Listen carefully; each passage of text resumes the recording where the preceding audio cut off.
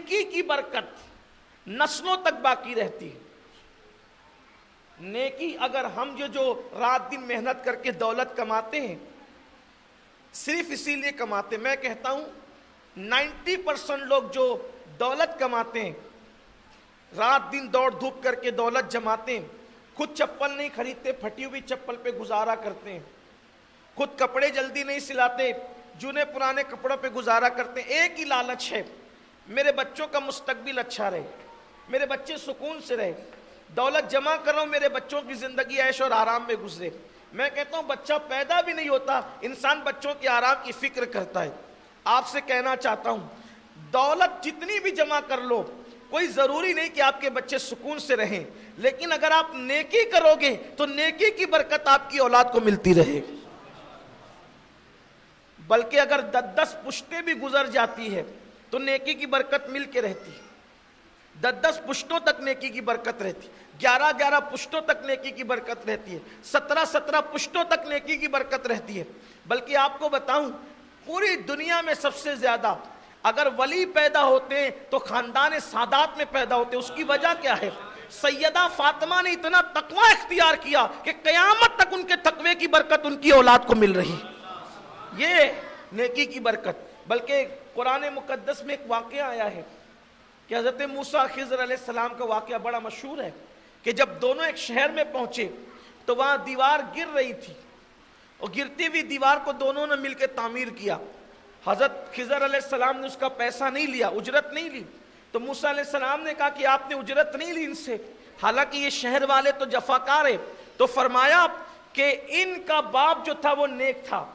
تفسیر میں آتا ہے کہ یہ حقیقی باپ نیک نہیں تھا، بلکہ اس کا باپ، اس کا باپ، اس کا باپ، اس کا باپ، اوپر 10 پشتوں میں جو باپ آتا تھا وہ نیک تھا. اس کی نیکی کی برکت ان یتیم بچوں کو ملی. اس لیے نیکی چھوڑو مت. اگر اپنے خاندان کو، خود کو، اپنی اولاد کو اگر خوش دیکھنا چاہتے ہو، مطمئن دیکھنا چاہتے ہو، ان کو پریشانی سے محفوظ دیکھنا چاہتے ہو، ان کو بلاؤں سے محفوظ دیکھنا چاہتے ہو، نیکی مت چھوڑو. بلکہ کسی نیکی کو چھوٹی سمجھ کر کبھی چھوڑنا مت، اس لیے کہ ہو سکتا ہے وہی نیکی اللہ کی بارگاہ میں ہمارے لیے نجات کا ذریعہ بن جائے، نجات کا سامان بن جائے. کہتے ہیں قطرے قطرے سے دریا بنتا ہے. ہو سکتا ہے کوئی چھوٹی سی نیکی. مثال کے طور پر ایک شخص کو اللہ کے رسول علیہ السلام نے جنت میں دیکھا، وہ کروٹیں لے رہا ہے، جنت میں کروٹ بدل رہا ہے. یہ جو کروٹ بدلنا کہتے ہیں نا، اس کو کہتے ہیں مستی، مستیاں لوٹنا. بستر پہ کروٹیں آدمی مستی میں بدلتا ہے.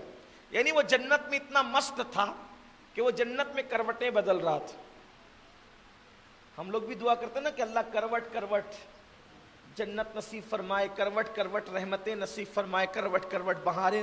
یہ دعا کا اسلوب یہی ہے کہ آدمی کروٹیں اس وقت بدلتا ہے جب وہ مستی میں ہوتا ہے. تو جنت میں مستیاں لے رہا تھا، اور جنت میں مستیاں نہیں ہوگی تو پھر مستیاں ہوگی کہاں؟ اس لیے کہ یار کا دیدار ہی جنت میں ہونا ہے، اور جہاں یار ہوتا ہے تو پھر وہاں مستیاں نہیں ہوگی تو کیا ہوگا؟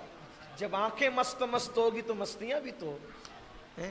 جب پیمانے چھلکتے ہیں اور جام پیے جاتے ہیں تو آدمی پر مستی کا خمار چڑھتا ہے. تو جب ہاتھوں کے جاموں میں اتنی مستیاں ہیں تو نگاہوں کے جام میں مستیوں کا عالم کیا ہو. تو جنت بہت خوبصورت ہے، اور بلکہ جنت سے ہم پیار اس لیے کرتے ہیں کہ جنت میں یار کا دیدار ہونا ہے. تو اللہ کے رسول صلی اللہ علیہ وآلہ وسلم نے دیکھا کہ ایک بندہ جنت میں کروٹیں بدل رہا ہے. آقا علیہ السلام نے پوچھا کہ تجھے جنت ملی کیسے، تو جنت میں آیا کیسے؟ اس نے کہا کہ راستے میں ایک درخت تھا، کانٹے کا درخت، جو لوگوں کو تکلیف پہنچاتا تھا. وہ درخت کو میں نے کاٹ دیا اور کانٹے ہٹا دیے. تو رستے سے کانٹے دار درخت کو ہٹانے کی برکت سے اللہ نے میرے سارے گناہوں کو معاف کر کے مجھے جنت عطا فرما. نیکی کبھی چھوٹی سمجھ کر مت چھوڑو، ہر نیکی کرو.